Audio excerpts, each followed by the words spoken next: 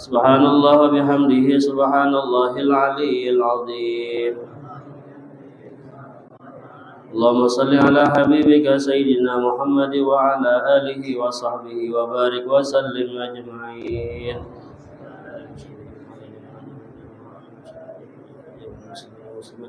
Allah dzikra syu'ab rahman. Sallallahu alaihi wa sallam. ورحمنا ولك شهر الرحمن وغفره وعلينا وبركاتهم وأسرارهم ونفحاتهم وخصوصياتهم وكراماتهم ويحمنا بحكمته في الدنيا والآخرة. الفاتحة. بسم الله الرحمن الرحيم الحمد لله رب العالمين الرحمن الرحيم مالك يوم الدين إياك نعبد وإياك نستعين صراط المستقيم صراط الذين أنعمت عليهم غير المغضوب عليهم ولا الضالين آمين. بسم الله الرحمن الرحيم الحمد لله رب العالمين اللهم صل وسلم على سيدنا محمد وعلى اله وصحبه اجمعين. اللهم اجعله وصلى وسلم وتقبل صدقنا وعملنا من الوالد ربي فضلك من المصطفى سيدنا محمد صلى الله عليه وسلم وسائر الانبياء والمرسلين وعلى كل الصحابه والقرابه والتابعين وتابعي التابعين ومن تبعهم باحسان الى يوم الدين. ثم الى روح الاربعه الائمه المجتهدين والمؤمنين في الدين والعلماء والشهداء والصالحين. ثم الى روح والدينا ولمشايخنا ولمعلمنا ولجميع المسلمين والمسلمات والمؤمنين والمؤمنات خصوصا إلى روح الإمام محمد بن إسماعيل البخاري. ثم إلى روح الحبيب صالح بن حسين الحميد تنقل. ثم إلى روح الشيخ محمد الأسد بن عبد الكريم بن البنجري. ثم إلى روح الشيخ محمد كشف أنور بن إسماعيل البنجري. ثم إلى روح حجي محمد الأسد بن عبد الله حجي محمد بسيوني بن أبي طلحة والشيخ حجي عبد الله بن عبد الصمد. وإلى روح المرحومة حجي فاطمة بنت هادي مسعود بن نادين.